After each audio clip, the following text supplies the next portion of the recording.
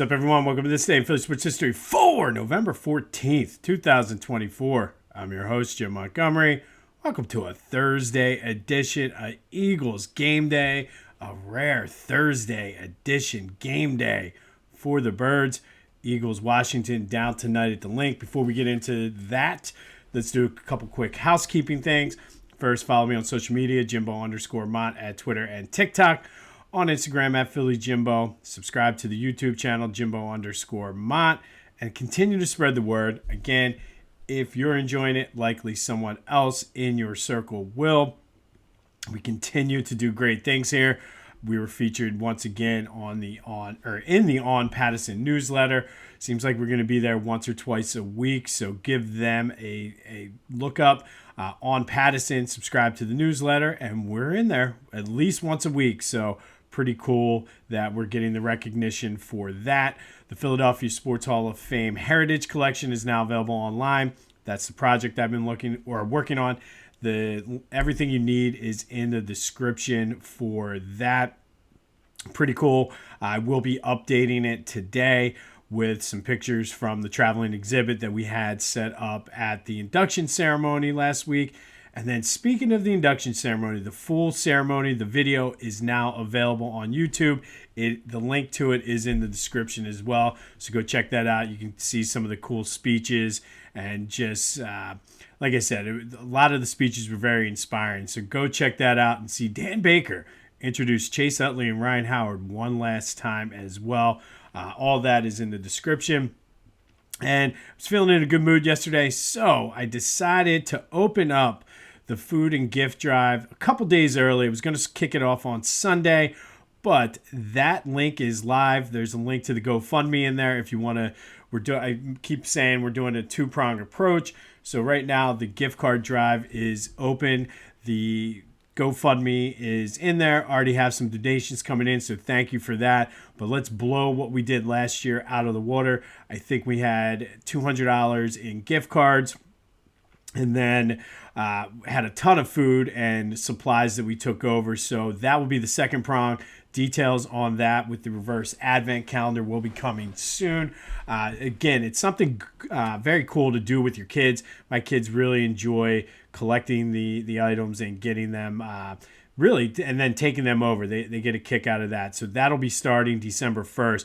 But we are live, up, and running for the gift card drive. The link to the GoFundMe is in there. If you want to donate directly to the Maddie Ann Dixon Community Cupboard in Ambler, that is fine. Just mention us.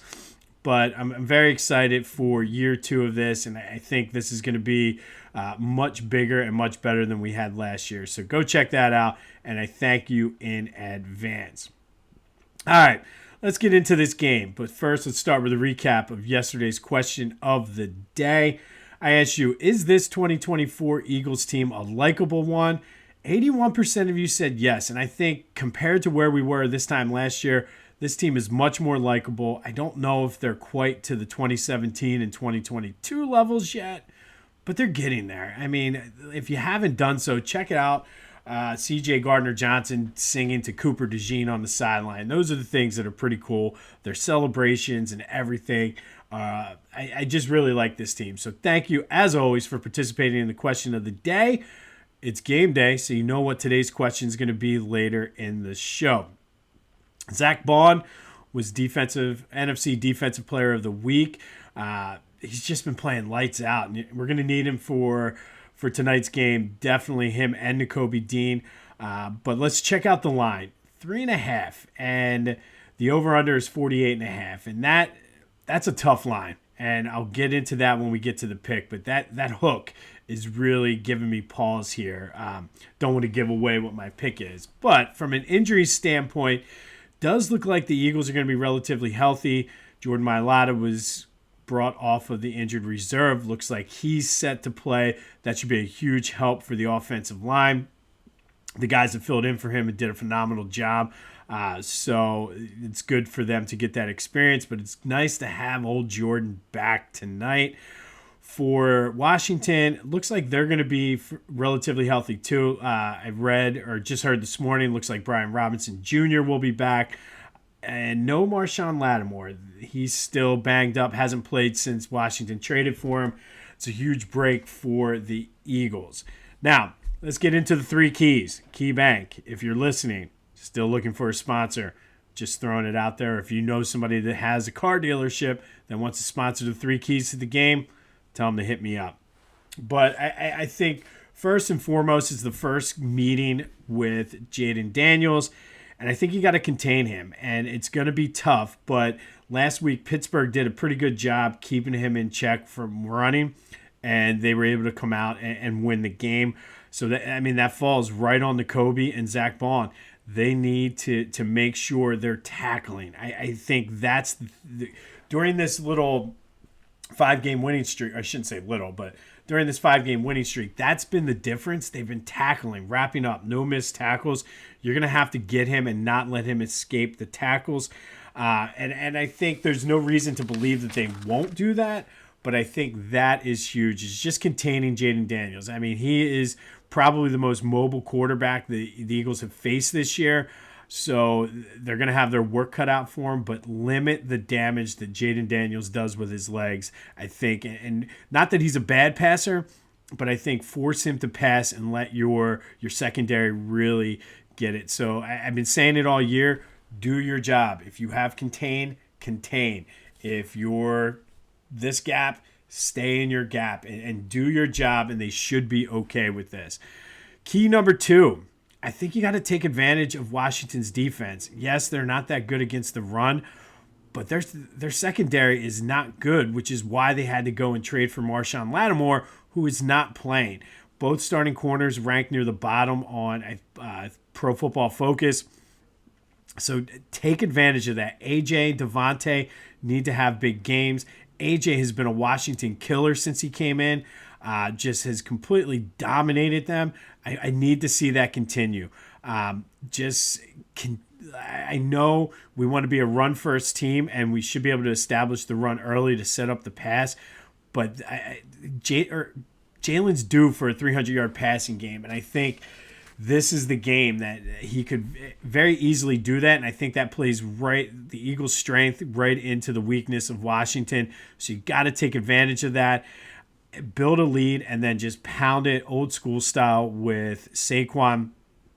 This is the Jahan Dotson revenge game. I'd like to see him get more involved. He had that nice catch last week. I want to see him continue to build on this. But I think this winning streak has been built and backed by running the ball. I'm not saying don't run the ball. I'm saying take advantage because the opportunities are going to be there. And AJ, like I said, has killed Washington, so we need to make sure that he continues to do that. And by the same token, I should have mentioned this with the first key containing Jaden Daniels. I'm looking forward to seeing Quinyon Mitchell versus Terry McLaurin. Terry McLaurin has been an Eagles killer, so I'm really looking forward to that matchup. But I think from the Eagles standpoint, AJ and Devontae need to have big games and let Jahan get his revenge. They gave up on him, so I don't press and don't force, but let Jahan get involved in this game too. And our final key to the game, I think this is something that we saw some glimpses of last week. You just got to play smart and take care of the football. I'm not saying don't turn the ball over because going 4 games in a row without a turnover, it's not going to happen all the time. But that fumble that he had last week, Jalen's sometimes known for having stupid turnovers. No stupid turnovers. You can't give these guys chances or any type of belief that they can win this game. No dumb penalties either. Just play smart football. And this game should be close. So I think those things are going to play a big role. Don't turn the ball over stupidly and no dumb penalties. Just play smart. And it goes back to what I said on defense. Do your job. I think if the Eagles can do those things, they should win the game. Now, for the pick, it's going to be a convoluted pick here, and you'll see why in a minute. We're 5-4 on the year. Now, I think the Eagles win this game, but I mentioned that spread is 3.5, and That's tough. Even last year, both games against Washington were close. I think the Eagles won the first one in Philly by a field goal in overtime, and they got lucky to do that. And then I think in D.C., they won by 6 or 7. So this game will be close. I don't know if the Eagles win by 3.5. So for the official pick, I'm taking Washington minus or plus the 3.5 and hoping that I'm wrong. I'm going to be actively rooting to lose this bet, but I do think there's some money to be made here. The over-under, like I said, is 48.5. I think that's low. I think both games last year were both teams scored in the 30s in both games. I think both teams offensively are better than what we were last year.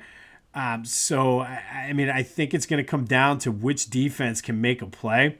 But I see this game 31-28, 27-24 in that range. I think it's going to be a field goal game either way. So I like the over as a bet as well. But here's where you can make some money. I do think the Eagles win this game. I think it's going to be close. I wouldn't mind, and this is probably how I'm going to bet this game. Obviously, I'll do the official bet like I always do, just to keep it consistent and take Washington plus the 3.5. But I like a same game teaser, taking the Eagles, flipping that around to Eagles plus 2.5, and then teasing the over down, so it would be 42.5. I think the game flies over 42.5. So if you want to put some money on it, haven't been so good with the official picks, but some of the extra picks, I made some money on the A.J. Brown anytime touchdown and the, or I guess it was Devontae Smith, and then the Jalen Hurts the one game. So if you want to put a little extra action in, but the official pick, I'm taking Washington plus the 3.5. However, Eagles will win this game and have a 1.5 game lead, essentially a 2-game lead in the division. But it's not going to be easy. I was listening at the gym this morning. All the callers are calling in, talking 7 to 14 point Eagles win. I would love to see that. I just don't. I think Washington's a lot closer to being a good team than what we think. And I just don't. I don't see this being a blowout. And I expected Washington to be tough this year. I didn't expect it this soon. So this should be one hell of a game to watch. But those are our 3 keys to the game. That's the official pick. I do like the same game teaser with the Eagles and the over. I mean, if you want to get crazy and tie it in, I wouldn't mind if you want to do it the other way, tease Washington up to 9.5. I don't see this game being more than a touchdown either way. So there's some different plays for you. But that leads into the question of the day. Ultimately, who do you got? Give me your predictions. 267-495-8531.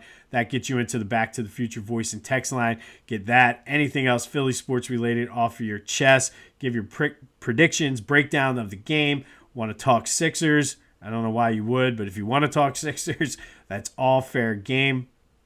But let me know your picks. 267-495-8531.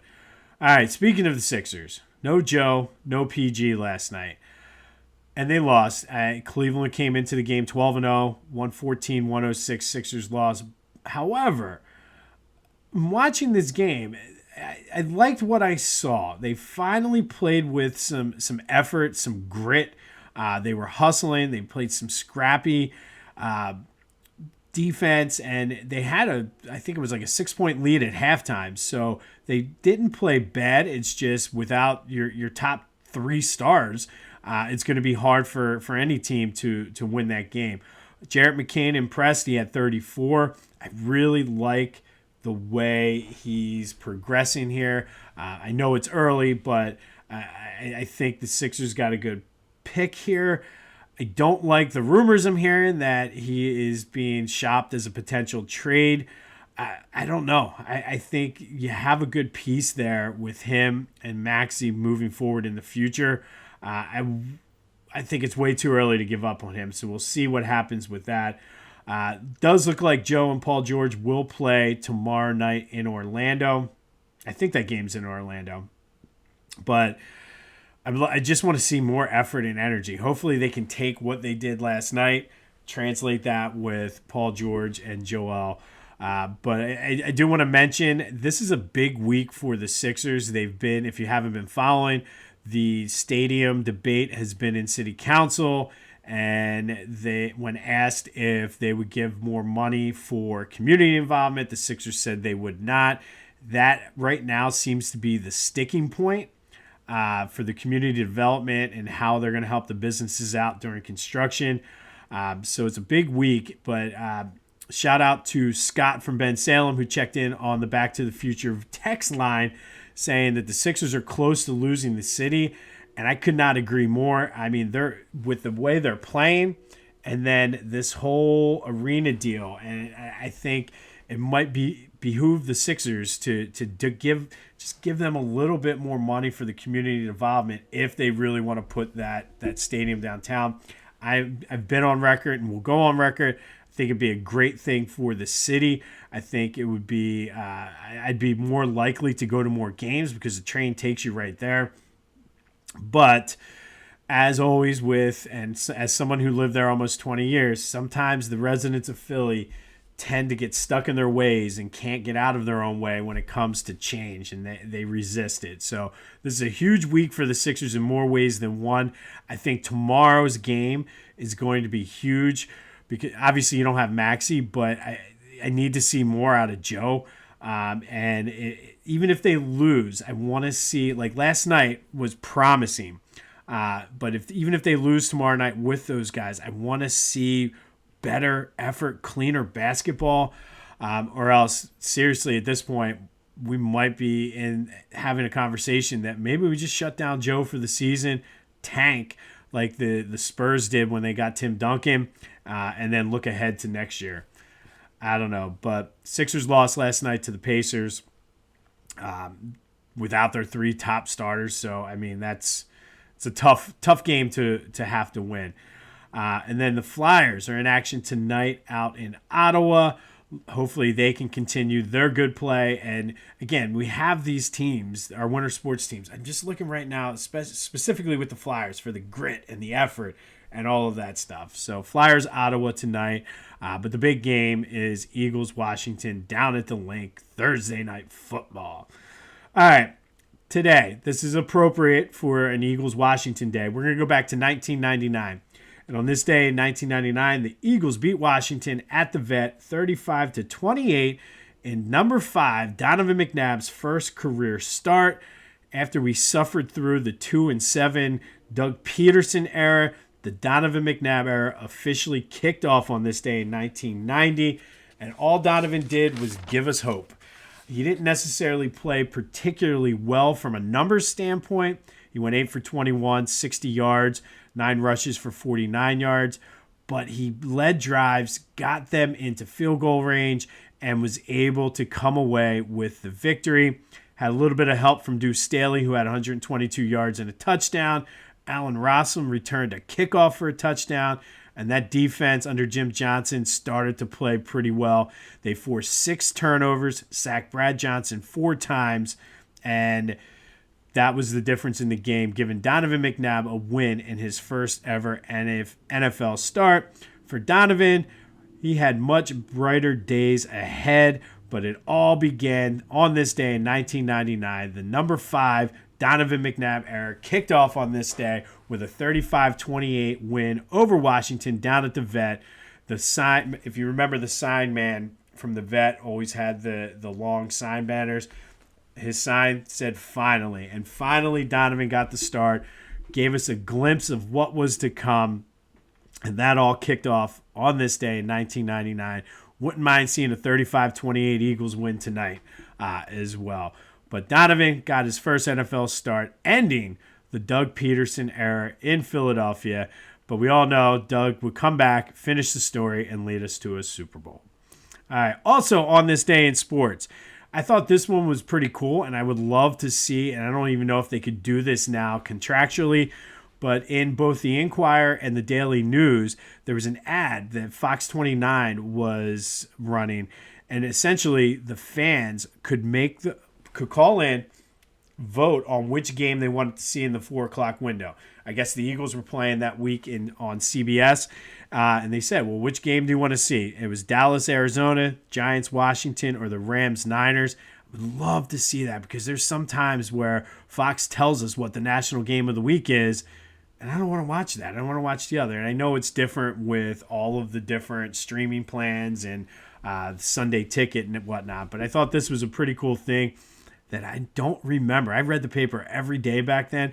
I don't ever remember this, but I thought that was pretty cool. Would love for something like that to come back, especially on the NBA. There's some games on TNT that I'm like, I don't really want to watch this game. I'd rather watch this one.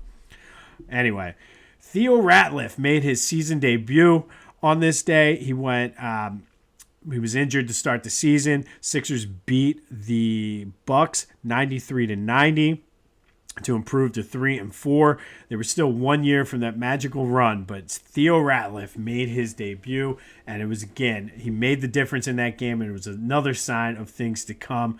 That 2001 Sixers run was just so much fun. The Flyers were in first place in the Atlantic Division, leading the Devils. They would go back and forth that year. This is the year they went to the Eastern Conference Finals. And I believe this was the Lindros year where he got the concussion from Scott Stevens. And then it was announced on this day that North Philly's own, or it wasn't announced on this day, but there was a big write-up on it. North Philly's David Reed was going to take on Felix Trinidad March 4th for the WBC Super Welterweight Championship. We'll have more on that once we get into March. And then the other, this wasn't on the sports page, it was in the business section, but since we talked Sixers Arena, I felt this was appropriate too. Everyone was anxiously awaiting the announcement on where the new Phillies stadium was going to go. If you remember, David Montgomery and Ed Rendell were really trying to get that stadium either in Chinatown, right around where the Sixers are building their arena. There was talk about putting it down on Spring Garden and Delaware Ave. But it just appeared that it was going to end up going in South Philly. That's what the expectation was. They weren't able to get the downtown ballpark. And just reading the article in the business section from this day in 99, lots of similarities between what was going on. Same community fighting getting the Philly Stadium there are the ones still fighting the Sixers Arena. So again, it might behoove the Sixers to maybe give a little bit more cash to the community development aspect of that if they really are serious about getting in there. But all that was happening on this day in 1999. But the big story, Donovan McNabb made his first NFL start, beating Washington 35-28. Didn't have particularly good numbers, but he had command of the offense, and it was a sign of things to come. Sixers lost last night, but we will see Joel and Paul George tomorrow night. Flyers up in Ottawa tonight, but it's all about Eagles, Commanders. Who do you got? 267-495-8531. That'll get you in. Keys to an Eagles victory: contain Jaden Daniels, limit the damage he does to you with his legs. Take advantage of A.J. Brown and Devontae Smith. They both could go over 100 yards today, and then build a lead and just pound it with Saquon and play smart football. No dumb turnovers. Don't fumble it and lose 10 yards like you did last week. Don't throw stupid passes and play smart. No good penalties. The Eagles should win, but our official pick is we're taking Washington plus the points, Eagles to win the game. I gave you a couple same game teasers you could do as well. But let me know your picks. Who do you got? Break down the game. Let me know your thoughts. Get in on the Back to the Future voice and text line, just like Scott from Ben Salem. This has been This Day in Philly Sports History for November 14th, 2024. My name is Jim Montgomery. Go have yourselves a Thursday, and until next time, go Birds.